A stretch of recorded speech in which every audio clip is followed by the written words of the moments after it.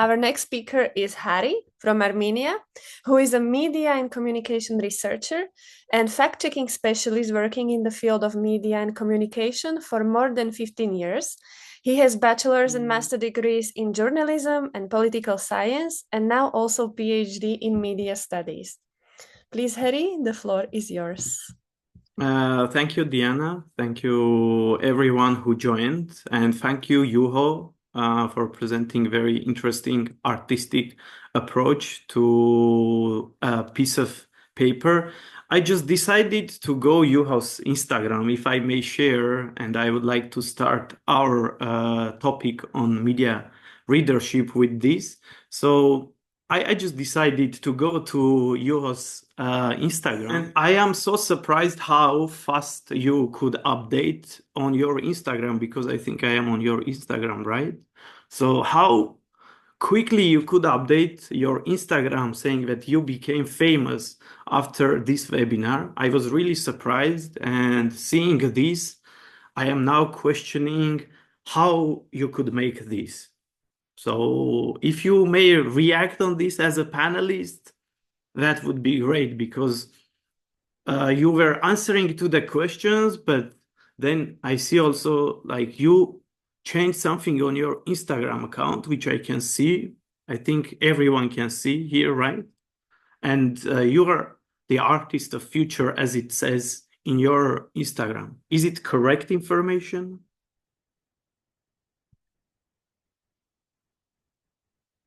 People who are in this webinar, I suggest you also to check Juho's Instagram. And when you will check, I will just so it will disappear, because that was my intention, to come up with this very easy, just a couple of seconds is needed to change a content online. And that's the real page of Juho's. And this is the information which is there. But I could make a screenshot and I could share this piece of information with other people. And after that, it can be really viral, because you people who are here, artists, you are sometimes getting this kind of pieces of information about your art, your pages, and many other things that is not actually yours. And now I would like to start my core presentation about media readership. I hope this, what I shared with you, can also inspire you to dive through next couple of minutes with me to the topic. Yeah. So I hope now you can see another presentation. Is it visible? It's loading, but it's going to be, yeah, now we can see it. Thank you. Okay, thank you. I want first to say what to expect from this webinar, this part. In 1 hour, I will try to bring your focus on the importance of media readership, and we will try to explore how we can consume, analyze, create media content in the manners that it is not going to harm the others, especially you as media content creators. Yeah. So, but before that, very short about me. I am Harutyan Tsatryan. Originally, I am Armenian. As Diana mentioned, I have PhD in media studies, working with different organizations on fact-checking, and I am also a co-founder of a small NGO in Armenia. I am pleased to be invited by U4Equality to be speaker for this panel, and with you dive into a topic which hopefully will equip you with some knowledge and also practical skills, how you can be more responsible when consuming media, and not only, especially for the artists. So the session's overview, we are going to understand first what is media readership and how you as an artist can engage meaningfully with your audience. Thanks to two speakers, you already know about branding yourself as an artist, and a nice example of you, how one can be a successful artist with a specific approach to the art. So Today's meeting objectives are: we are going to understand the concept of media and information literacy and its relevance to your work, learn how to critically evaluate media content, explore how artists can leverage media to reach and understand their audience. We will speak also about the audience you have or the audience you want to reach. As it was mentioned, it is a bit challenging for the artist, and we will see how we can find this nice balance. And we will discuss some practical strategies for creating media content that resonates with the audience. Okay, so if you are ready, we are starting. And the main thing is to understand what is media and information literacy. Just we started from very beginning. I shared with you an artist Instagram account. It looked like it is the real one, and it was modified. In today's digital age, it's very easy to modify any kind of content. Be aware that any type of online information can be easily modified through browser. People sometimes are thinking about these modification applications like Adobe Photoshop, but through browsers, you can easily modify whatever you want. What you see, you can easily modify. And based on that, you can make a screenshot, or you can make even a video, share with people, and maybe blame someone. This is really hard, especially for the artists, because sometimes they can get, as it was said, hate speech through social media, and they can get it very personal and then stop working in the field they really want and they really like to work. And now I would like to come with the definition. So when we are speaking about media and information literacy, sometimes you might meet also this abbreviation MIL. It's about the ability to access, analyze, evaluate, and create media in various forms. So we will have examples when it comes to this, but this is just the basic definition of media and information literacy. Once again, access, analyze, evaluate, and of course, create, because creation is also an important part of media literacy. Okay, as an artist, it's also important that you need to consume media critically. When you are getting a specific piece of media and it might bring some emotions, there is no need to start sharing it on your social media or make a comment. First, try to have your own filter and ask a question like, who is the author? And think that that can be just a clickbait as well.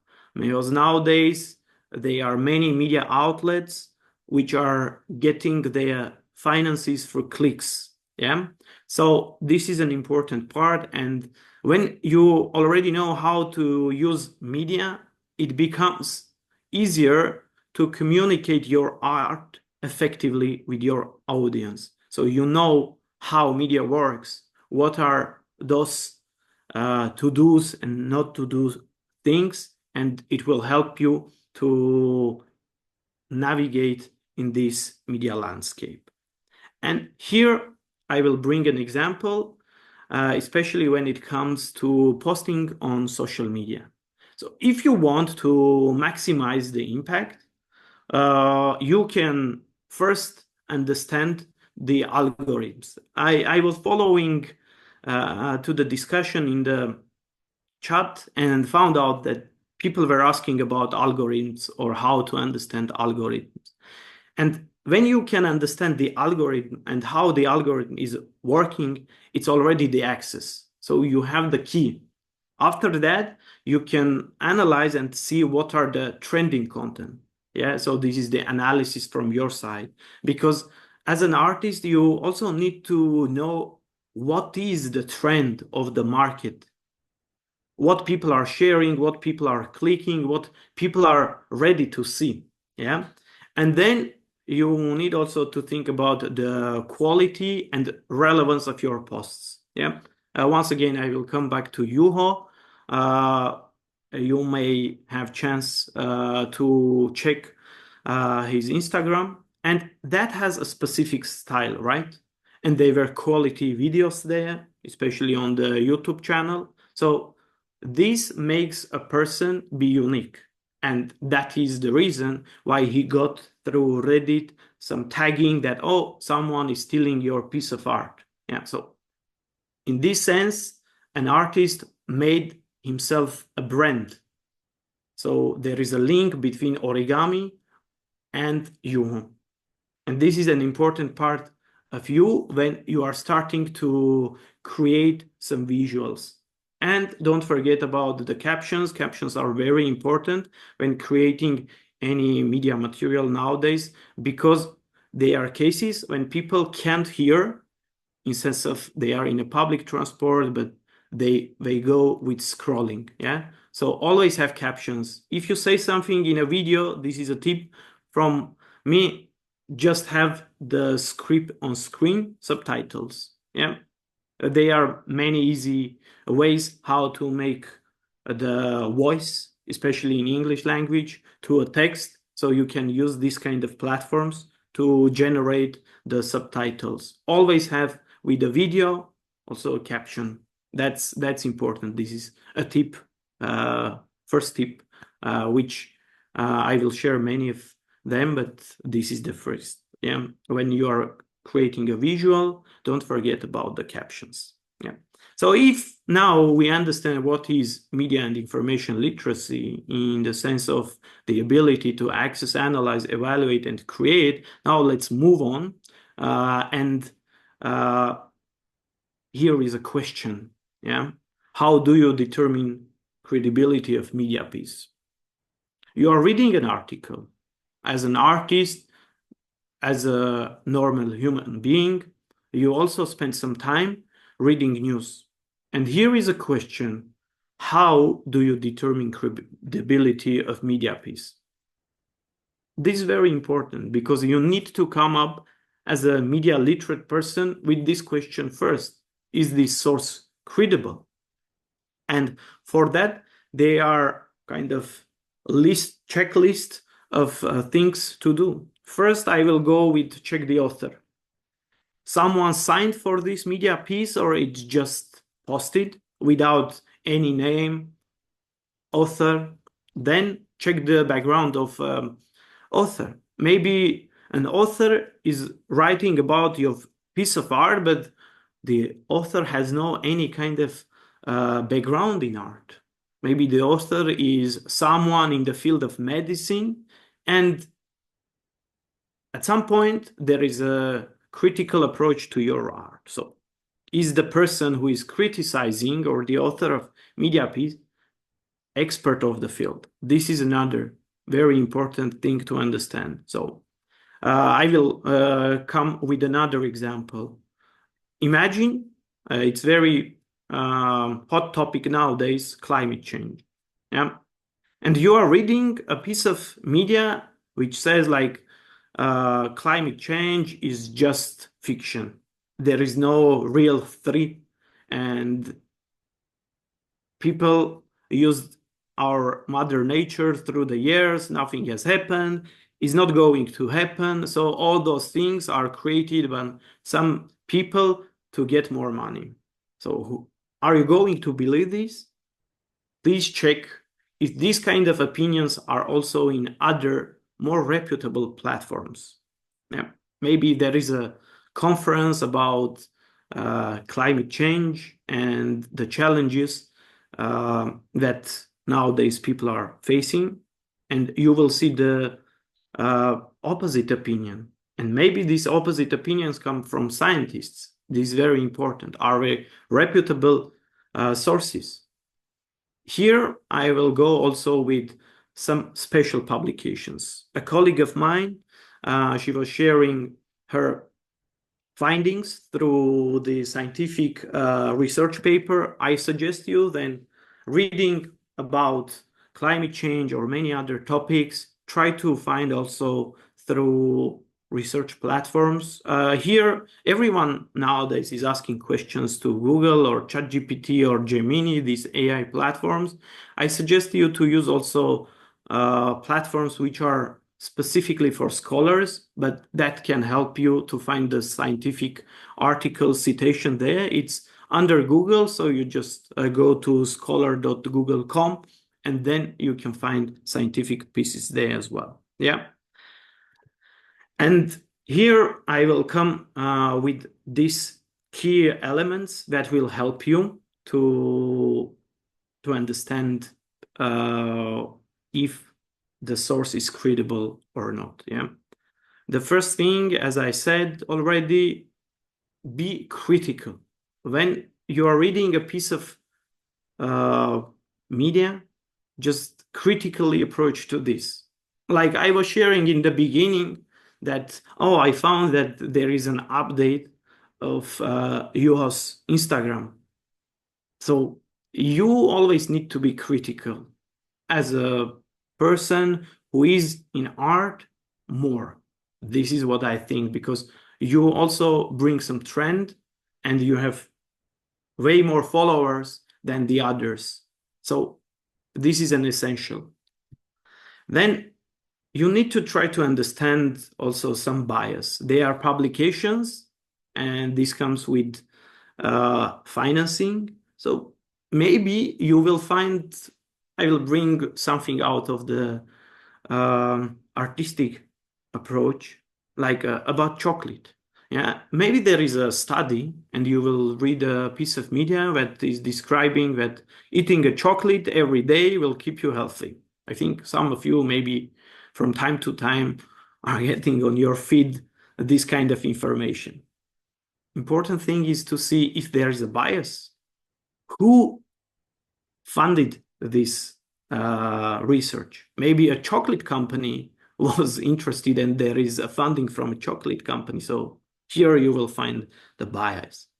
Or maybe there is a specific size of chocolate, very small piece, that is, based on the study, healthy for you. But if you overconsume, it's not good. So you need to recognize biases when it comes to media pieces. Always look for biases.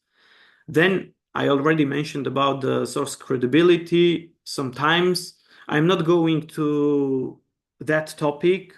It is more about digital safety security, but you may see some sources which look almost the same as the original, but there is a misspelled or typo there in this sense on purpose, because they can look the same as the original, but they are not. Yeah, especially in digital safety and digital literacy topic, there is this kind of issue with phishing scams. Yeah, you may get a link which is asking you to update your bank details.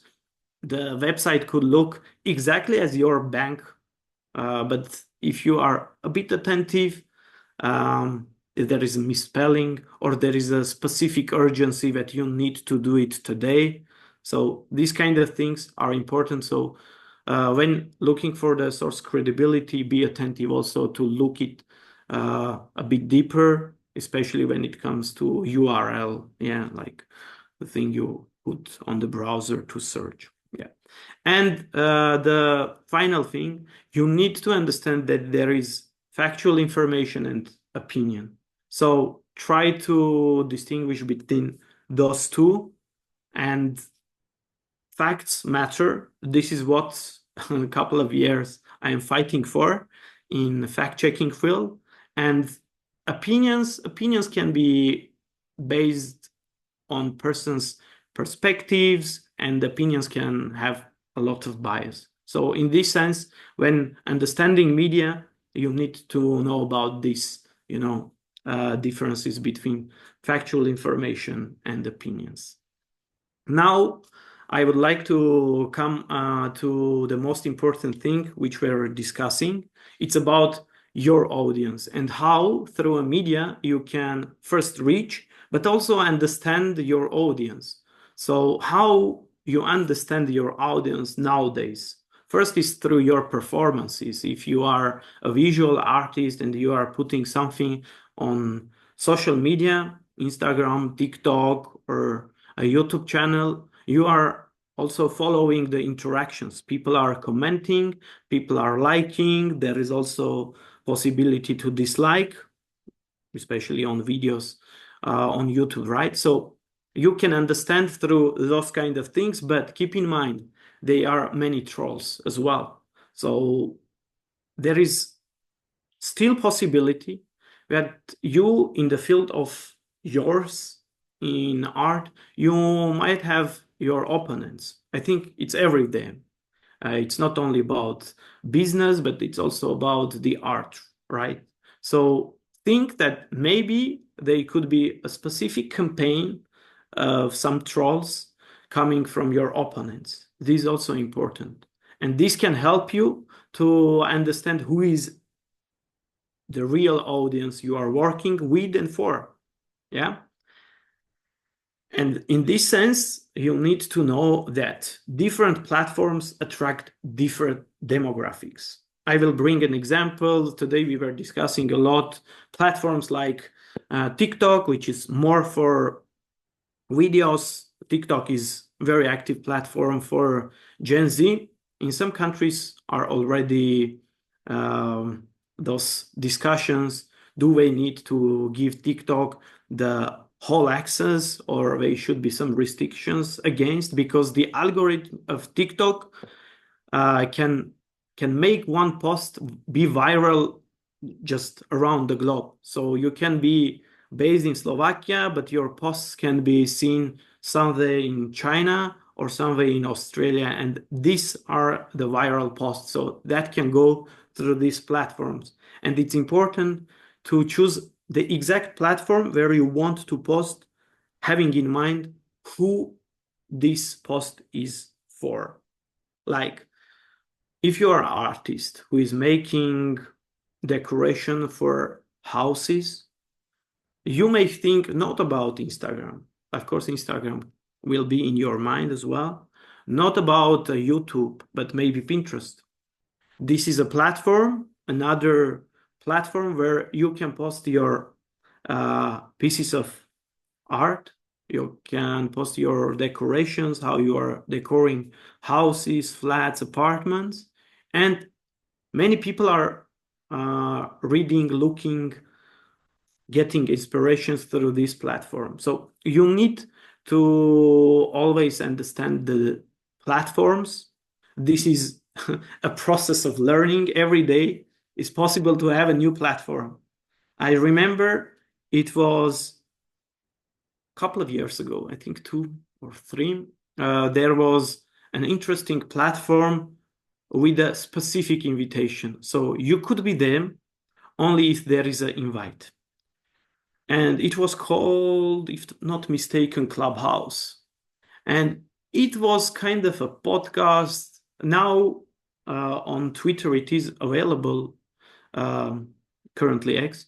But previously this platform Clubhouse was so hyped by many people, including artists. And another important thing was that it was available only for people who are having iOS system. So it was not available for Android phones. So you could have Clubhouse as a social media only if you have an iPhone. Yeah, this is an interesting. And based on this platform through a couple of months got so many attention. There were media pieces about this, how also some like business people, famous people are using the platform. I think one of first users was Elon Musk. He is now investing in X, right? And the idea of having this kind of audio talks was basically in this Clubhouse. Nowadays, yeah, you can find it in X as well. Yeah. So this is very important. And when it comes to the demographics, someone was asking about like, okay, I am not in social media, especially Instagram, and I'm not into that. So how I can reach to my audience? Yeah. Here I would come with the suggestion that you just need to search a right platform, what you are doing.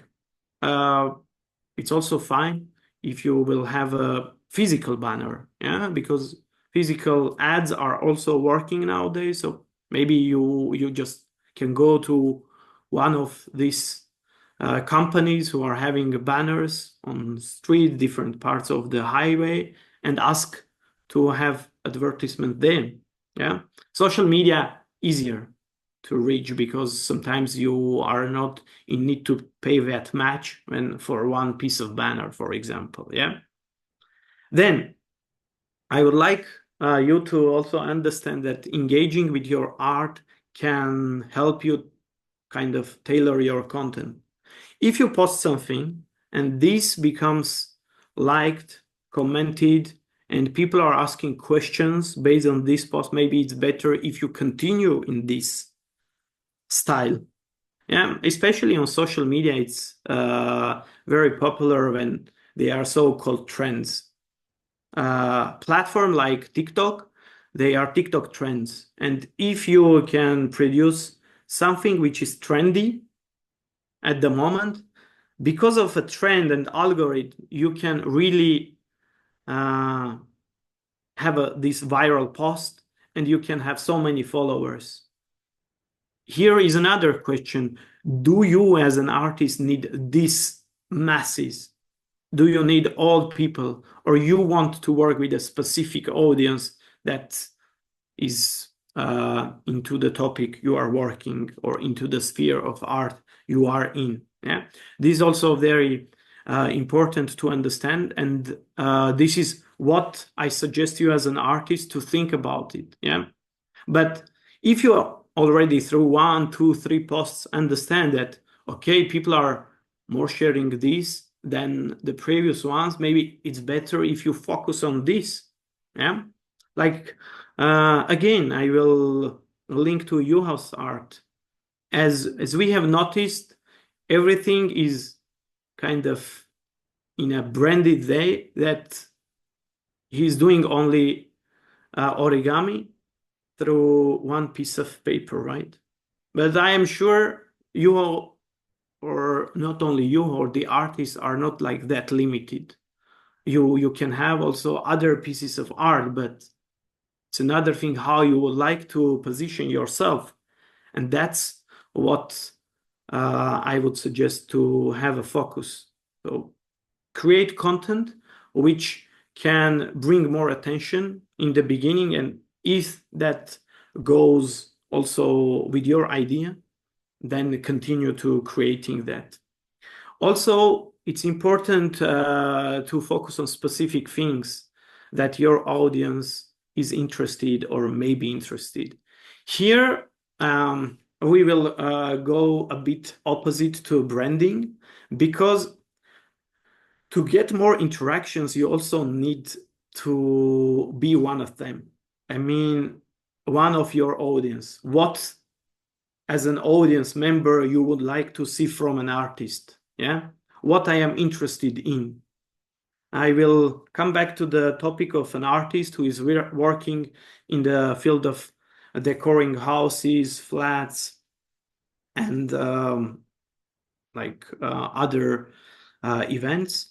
For those people, maybe it's important to understand what are not only the trends, but the expectations from the audience.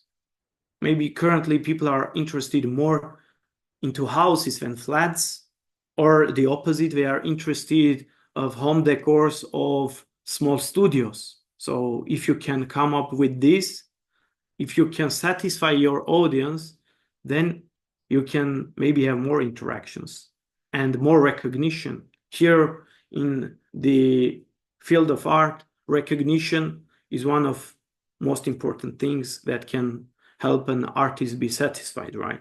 So this is very important, to be focused also on specific things that audience is interested. Now, about practical strategies for creating some media content. Already there were some nice examples shared with you, but I will bring more concrete examples, yeah? Because when we are speaking about media readership, and if you already know how media somehow works, in the sense of you have these analytical skills and reaching out to creating content, you need to have some skills of storytelling, visual appeal, and I think most important is, well, all of them are important, but authenticity is very important. So you can bring something which is your style. Maybe it could be an opening if you are a blogger or artist who is doing a vlogging. Mm-hmm. Yeah, so you can have a specific opening which you welcome your public. This can make you be different from the others. Maybe the closing, maybe some filters that you are going to use. When it comes to the visual part, nowadays, I think to create social media content becomes easy, but kind of creating content which is compatible, which you can somehow bring some differences, innovative ideas, is limited. Yeah, so storytelling skills can be empowered through different tools. I am not sure how many artists are using those AI tools to generate a content for social media posts, but ChatGPT, Gemini, other platforms, they can help you. If you have idea, feel free to consult it with AI tools like ChatGPT or Gemini. They can help you to have a nice caption, and I encourage you just understand how the platform is working, what they are going to generate for you, because all what AI, especially ChatGPT and Gemini, are bringing to you are the results of machine learning. So a lot of data was shared with platforms, and they are generating a content for you from another content which is already existing. So here you always need to keep in mind that better if you edit those things once again, read again, and make yours. Yeah. So for storytelling, I will suggest to use AI tools. If you are an artist who is in theatrical performances and you are not that into creating some visual arts, feel free to use another AI tool which is creating visuals. At the moment, Midjourney comes to my mind, but there are many other platforms, not only that. So you can use different platforms, but definitely Midjourney will help you to generate some interesting visuals. And here there is also a need to learn, because as clear is your prompt for those AI tools, you will get what you exactly want or what you are searching for. This is important. When it comes to visualizing your items, there is no need at the moment to have very high quality professional video cameras, like even not the latest. An average phone from last 2 years can make amazing video. Amazing.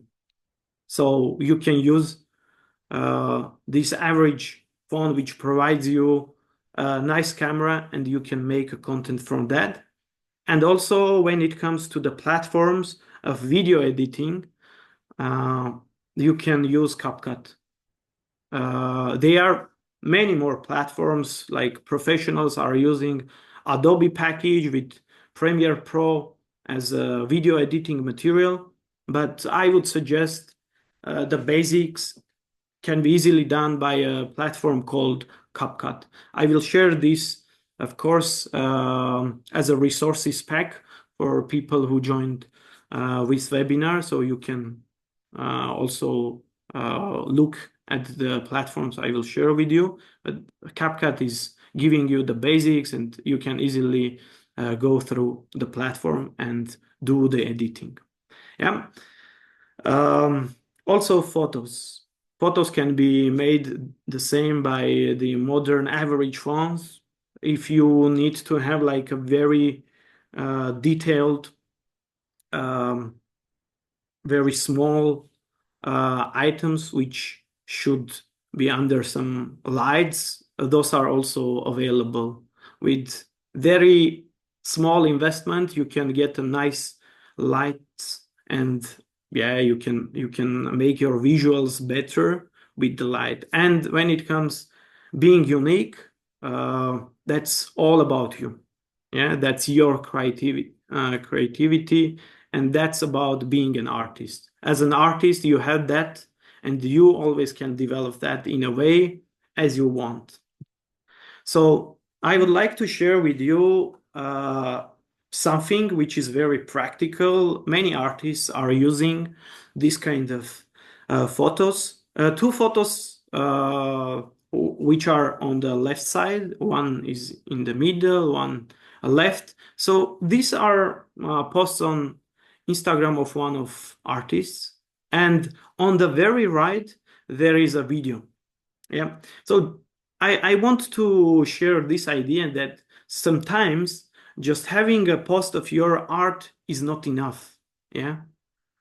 Have also something which is maybe presenting the process you created this piece of art.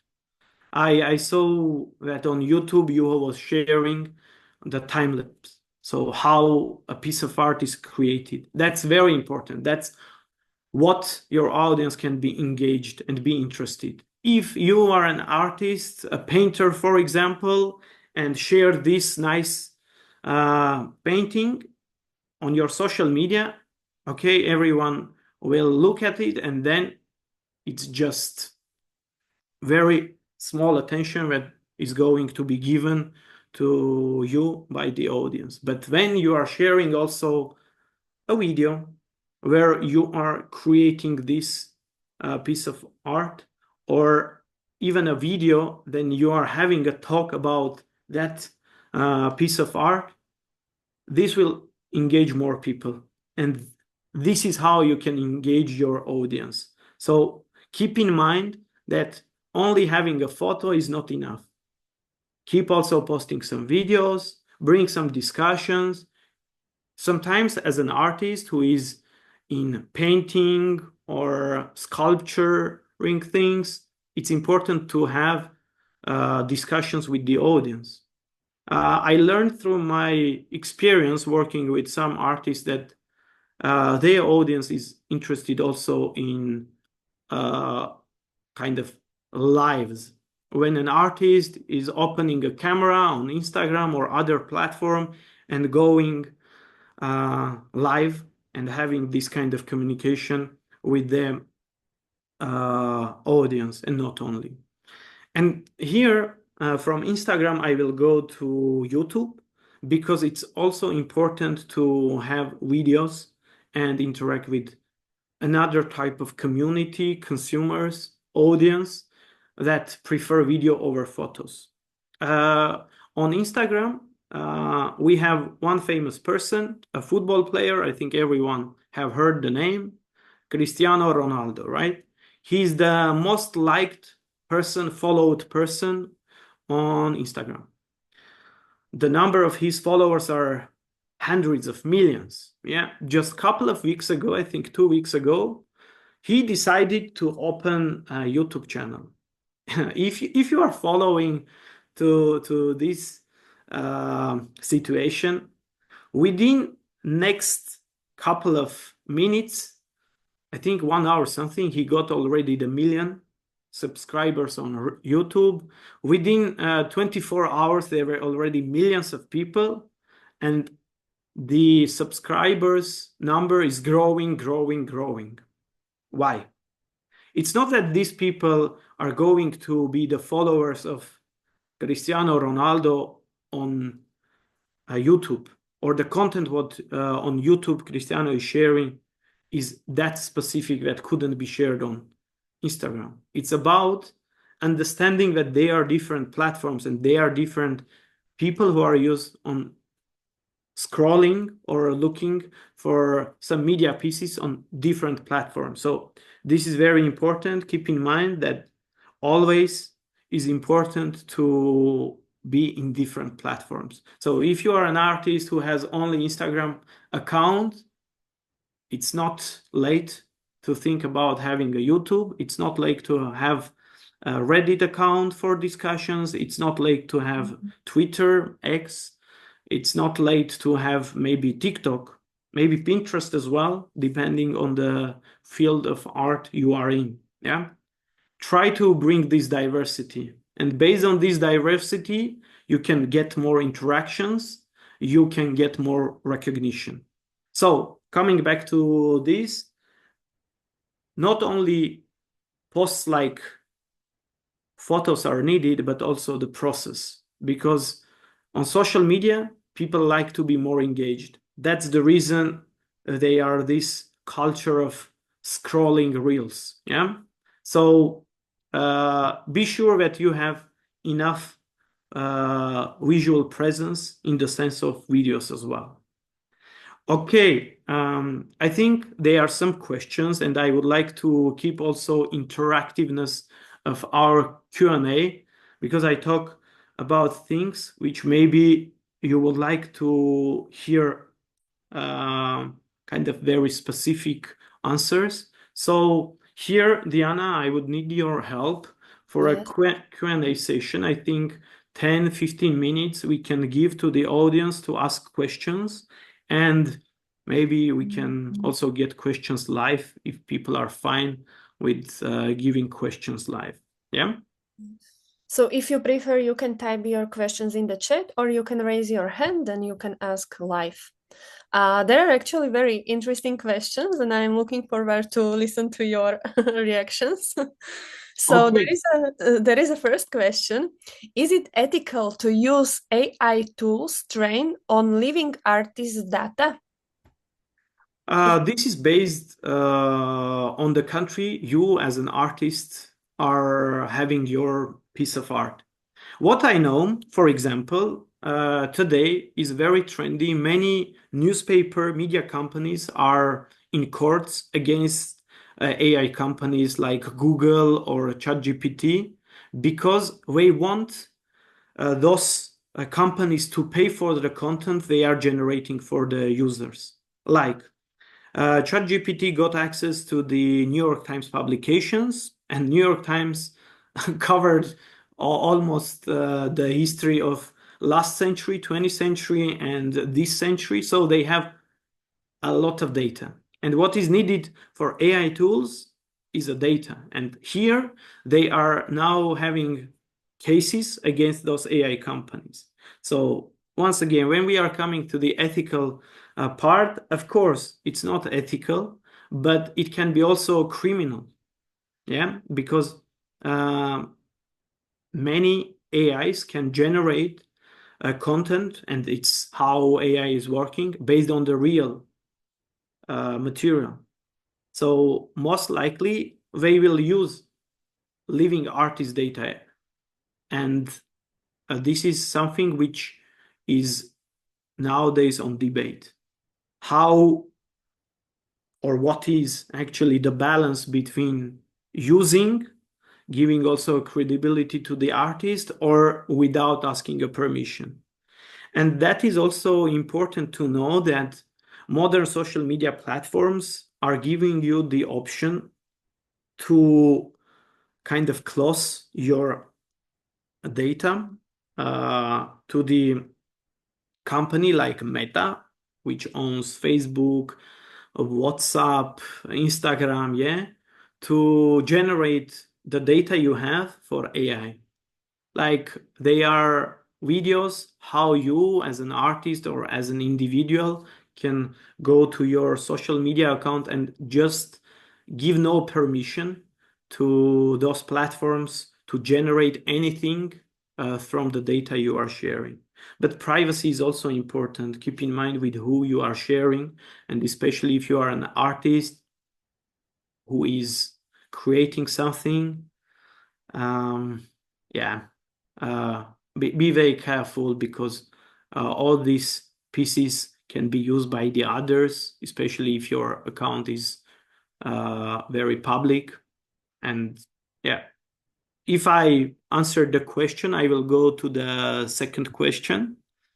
Yes, is actually I have question. used CapCut multiple times, and I think it's one of the easiest editing tool anyone could use. I think so. So use CapCut. It's easy. You can learn through CapCut how to combine voice with some visuals and video. So I will go for the next question. So should using AI tools be advocated, especially Midjourney and others trained on living visual art? I'm not sure that it should be advocated, but we are living in the age when AI tools and AI, like artificial intelligence, is a topic to be discussed at the highest possible levels. I will bring also maybe a funny topic to you, like AI is discussing also by a Catholic church, for example, or by church or religious organizations. So even those organizations which we can think, okay, but they have some, boundaries, they are also interested in this and they are discussing. But advocating, I am not sure in the sense that you as a living visual artist, you need to be inspired by yourself or things you have around you. Of course, AI tool can support you. Nowadays, AI tools are everywhere, but I wouldn't advocate for that. However, when it comes to the social media posts or making captures and captions, and especially if you are not a native speaker in English language and AI tool can kind of shape your message, it's also very fine, I think. Another question I will get. I personally think that art by definition is interpreting reality from the lens of being human. Wouldn't using AI generated art, even if it's only for conceptualization, make the piece less artistic because you are only removing the amount of human input from the creation process? Yet there is this human touch. That's true. AI is not giving the human touch, and that's the reason we will have artists who are going to live forever. AI is not going to take all this human touch. I am sure in that. Of course, many fields can be filled in. Like nowadays, as I am in the field of media, we are discussing, do we need to have many journalists or we can just ask the AI tool to make an article for us? This is also a topic for some media companies which are easily investing in AI than to have like human resources, but human touch in the creation process, in sense of artists, I think it will stay forever. Yeah, this is a challenging moment now, as Juho mentioned. I am linking him because AI was one of those challenges mentioned. It's challenging moment, and yeah, for some artists, it can be also feeling that there is no sense to be there because yeah, you can think about your creation and you can spend so much time to make it, and an AI tool can make it in 5 minutes, or the idea given to AI can be generated in 5 minutes. Yeah, but here I would more encourage you to stay in a creation process than just quit it, because quitting it is just bringing this that our AI tool can take everything, and also their generated art can be as good as a human touch. Yeah. I mean, we can use AI, ask AI to generate something like Salvador Dali was doing, right? But still, people will pay millions to get the real Dali. Okay, I will go to the next question. And the question is, how can I know which is my audience, and how can I have an audience that is my client buyer? Okay, here I would suggest you to be sure who are following you and who is reacting to your posts on social media, who is supporting you in sense of maybe comments, and this can help you. Of course, this can mislead you as well. Yeah, we do have this point here, but you can also have a direct communication with your audience to see who they are. And nowadays it's very popular that artists are using just face-to-face communication with their audience to understand who the audience exactly is. So feel free to come with these lives with your audience. So maybe you can have a live session with your audience and to meet them, because maybe you have like hundreds of likes, but you don't know them. And some specific approach can help you to understand who your audience is. And when it comes to Pinterest for artists, am I going to recommend? Of course. As many platforms you are going to use, it will make you be recognized, and it will bring you more followers. And why not, if you are looking for clients, buyers, that can help you as well. So go for it. If you are not on Pinterest and you are an artist, of course, fields are different, but I will recommend also to use Pinterest. There is a question. I think the question is in a language which I can't understand. I'm sorry. Is it Italian? You can see below English version. Okay. Sorry. Now I see. Yeah. What about craft work? How to promote speed, slow work? It seems that everything is driving fast consumption and AI. So when you are artist who is in a craft work, of course nowadays people are more interested in a very fast. The pace of life is very quick. Even I remember when I started in media, we were having this, oh, your news coverage should be not more than 1 minute. Now, if not mistaken, we are coming with this idea that if it is a short piece of news, that should be not more than 20 seconds, because it's just first sentence. You need to catch your audience and give as much as possible within a limited time. So in this sense, if you are working with a slow process, now you can use time lapse to make it faster. And of course, you can have the longer version as well. This is what I suggest here. So you can have longer and shorter version. Maybe you can become a inspiration for another artist who is going to look at the longer version on YouTube, for example, and coming to your art in a way that it is an inspiration to a person.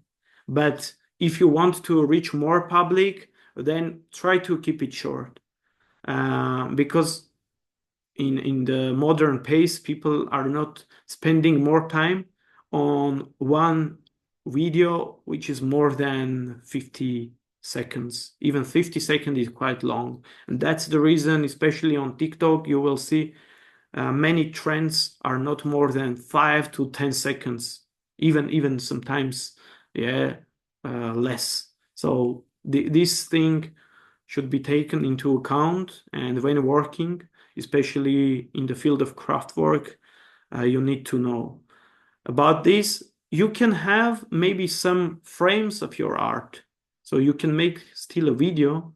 No need to show all the process, but some parts of the process, the beginning, the middle part, and the culmination, the final part. This can also help you.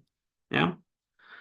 Let me see if there are some other questions, and I will pick in the order. How can I know which is my... Oh, I think I answered to this question. Yeah.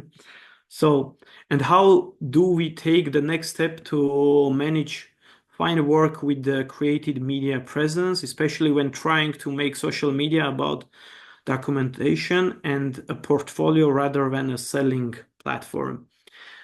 So social media can be used for both purposes. You can have a nice portfolio, but you can use also social media as a selling platform. So in this sense, it's up to you as an artist to use the social media in the sense as you want. Here, I think it's very personal and also field-based in which field you are working with. I work with some artists who are in painting, and they use social media to share mostly away current and the ones which are on sale or they want to sell it. So they are not sharing information about the creation process, which I suggested them to do. But the audience already knows that if they want to find a piece of art to buy, they go to the social media to check.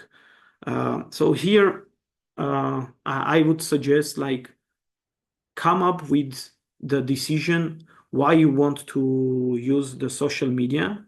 Yeah. Is it to show that you have the presence on social media? Is it to get feedback through social media? Because social media can be used also to get this feedback from the audience. Or maybe you want to use social media for selling what you are creating. Maybe it's also possible you can have in mind that you can use for both purposes. It's very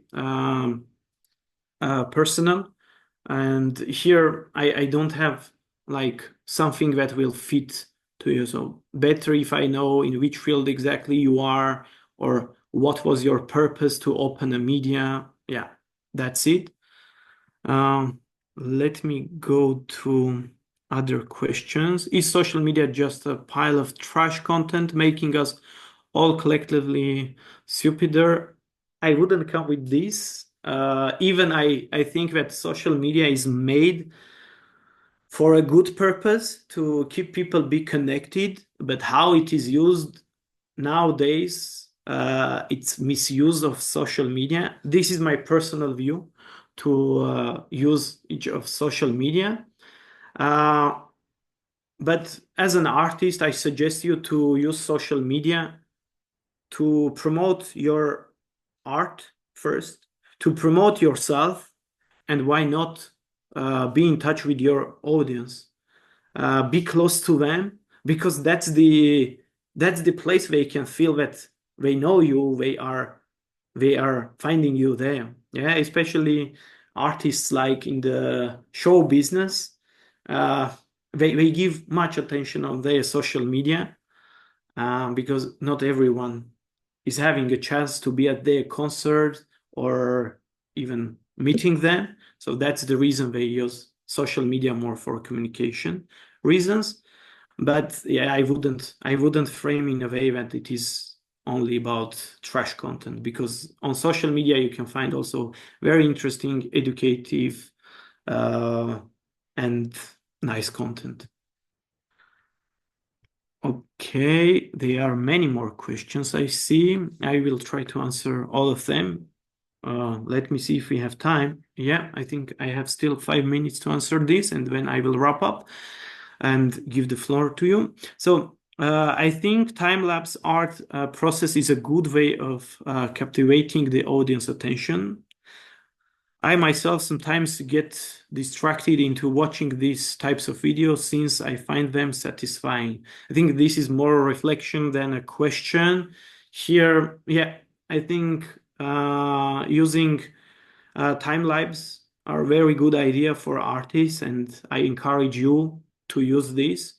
There are some tutorials how to make this. If you are not aware, I would recommend you to go and watch. There are some people and on YouTube there are channels that can help you in this sense. Yeah. I have a friend who focused very much on promoting. She made reels, TikTok posts. The result of all of these hours was a few hundred more followers. And at the end, she got a job through normal analog channel in design, and her craft became a very intense, time-consuming hobby. Yeah, here, why your friend couldn't get that much attention, only few hundred followers, through making reels, TikTok posts, because those posts were made in a way that they were just common, casual posts. So, as mentioned before, you need to be very specific, and sometimes it's good even to provoke your audience. Yeah, here when coming up with the message, what message as an artist you want to give through one post, I would also recommend you to keep this thinking that better if I provoke my audience and that can bring more discussion if you want that. Sometimes artists are satisfied to have only few hundreds of followers, but they know that what they do is from their heart. Yeah, they are not trying to satisfy the idea that, oh, I have now 1 million followers, because the purpose to have followers differently understand by them. So that's also important. And it's also normal that through even analog channels, you can get more people. TV channels are still fine. Newspapers, okay, we do have a very limited circulation of printed press, but there are people who are still reading newspapers. And yeah, here I just think that you need to come up with this idea why you are doing this post. You want more people. So if you want more people, then you need to start thinking what will bring more followers. And that can be positioning yourself in a way that you need to provoke your audience, or coming up with some interesting ideas, I will call like that. I think it is made to harvest our data and sell it. I think you are asking about social media, or maybe also some other platforms. Connection is a marketing strategy. Nothing is truly free. Is it? There is one nice film made by Netflix. Netflix is also kind of social media, because you need to have a paid subscription, and it was about this social dilemma that people are using social media, and social media companies, they are using the data that people are giving them. And here we can come up with the understanding also, and I will link later a bit to this media readership, because when you have more presence of specific ideas, people, or brands on social media, you may think that everyone is doing that, and the social media can bring also this echo chamber or bubble filter to you, because in the end you are limiting yourself. You can have limited number of friends on Facebook, for example, or you can limit the access to your account to the people who are not in your bubble. So you are making your own bubble, and the question, nothing is truly free. Yes, because here on social media, the content you are sharing, that's the product. You are becoming a product. Then they are selling this to other companies, because a company would be interested to sell you as a user something, even you are an artist. Yeah.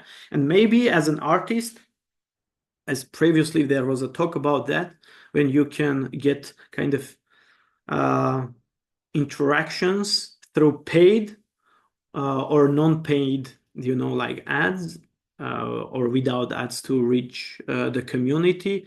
And sometimes these comes with paid, so you are paying as well as an artist sometimes to have a promotion. You have a sponsored piece of art shared on your social media maybe, and you can kind of find the audience, and everything that you put on social media, including your personal data. I will bring the basic, your year of birth, which is also a category, because some companies might be interested in young people, some companies might be interested in elderly people, some companies might be interested in both. Yeah, so on social media, this is what you are giving them freely using their platform. And I think this is the last question, or not? Do we have other question, Diana? I would say that there was one more question in the beginning, which we skipped. Yeah. So one more question: how much time should one use in social media? That's amazing question. If we are to have YouTube, Instagram, Facebook, X, Discord, how to manage both that and creating good work? Is then job an artist or a social media creator? I mean, nowadays I have so many people on my, let me say, like following list that they call themselves like social media artist or social media creator, and they think that what they do it's also a piece of art. So yes, it's kind of a job. I think many people are getting paid for creating social media content. So in this sense, it's a job. But the interesting part is like how much time me as an artist should give to social media. Then there is something which I have in mind still to create. This is very personal question. It depends how much time you have and how much time is needed, because there are artists who can get into this posting and sharing very quickly, and there are people who need more time. In this sense, like there is no this kind of limits, but try always to limit you as an artist to just surfing through reels. At some point you can find yourself that maybe something was really interesting, but the other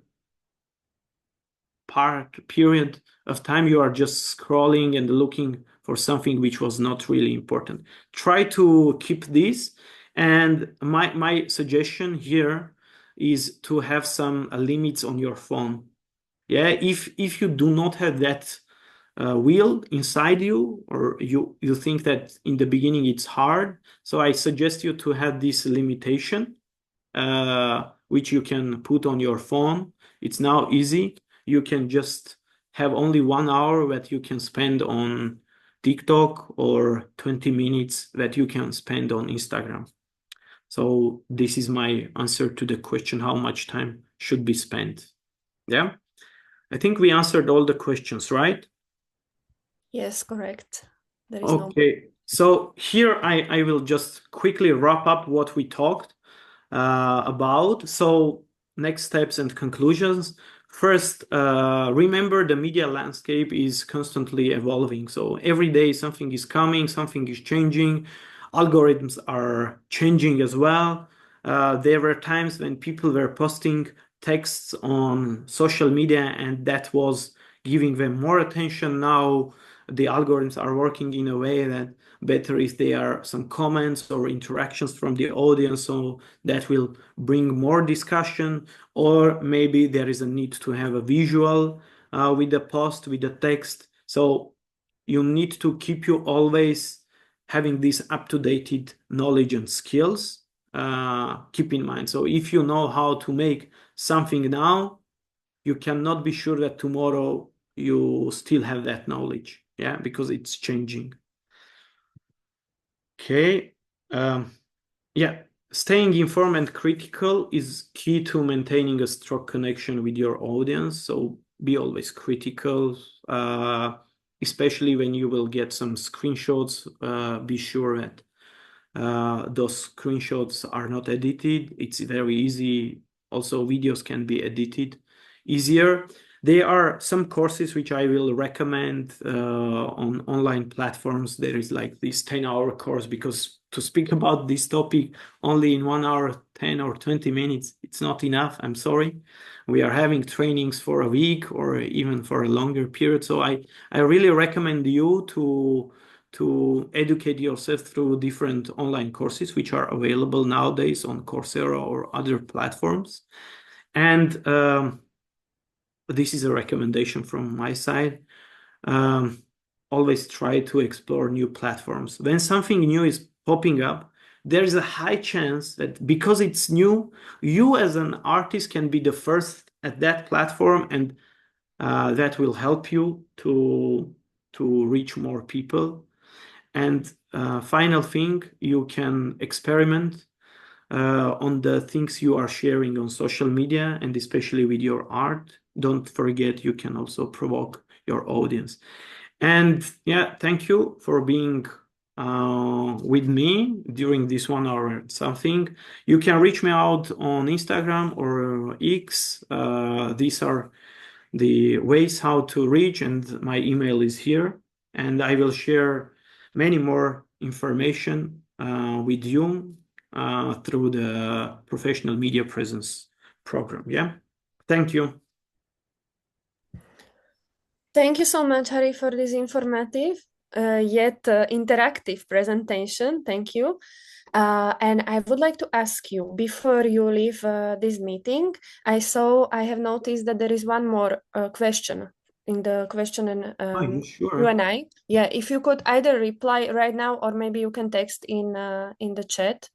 Not sure what is better. I will answer if it's fine. So the question is, in your opinion, is possible to fight the filtration of informations operated by mass media with social media?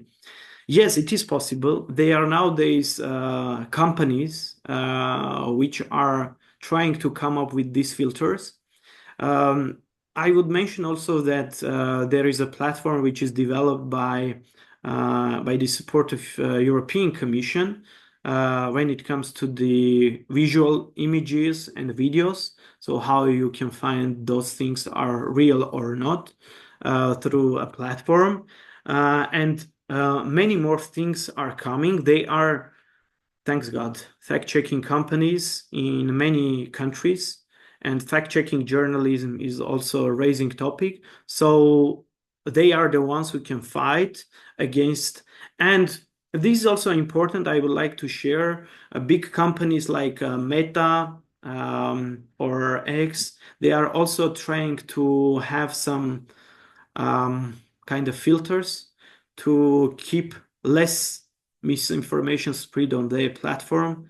But here I would be also a bit skeptic, because like we do have this situation that many politicians or like celebrities are sharing kind of pieces of misinformation or information which is taken from a context, and those people are not kind of an object, if I may say in this way, to do a fact check on them on social media. So if there is, I will bring an example of one of these persons. Yes, Donald Trump. Yeah, if there is a Donald Trump who is spreading something on his social media, we as fact checker, we are not fighting against this piece, at least on the social media, because social media channel thinks that as he is a celebrity, he's a politician, he's a public figure,